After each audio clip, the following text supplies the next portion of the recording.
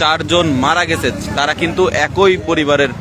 স্কুলে যাওয়ার জন্য বাড়ি থেকে বের হয়, স্কুল যাওয়ার পর স্কুল ছুটি হওয়ার পর তারা মসুর ভাজা যে বিল রয়েছে সে বিলে কিন্তু তারা কলি তুলতে নামে এবং কলি তুলতে নেমে তারা যে ডোঙায় করে কলি তুলতে যায় সেটা কিন্তু উল্টে যায় এবং তারা সকলেই কিন্তু ডুবে যায়।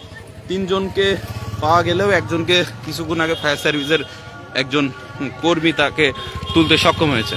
শাপলা তুলতে নামে, কিন্তু শাপলা তুলতে তুলতে হঠাৎ একটা গর্তের মধ্যে পড়ে যায়।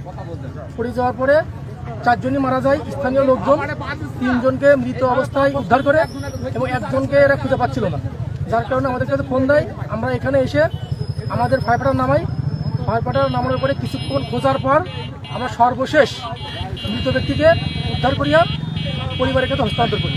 এটা সর্বশেষ সংবাদ। বয়স একজনের মানে 15 বছর, আর একজনের 16 হবে, আর একজনের হইল 14 বছর।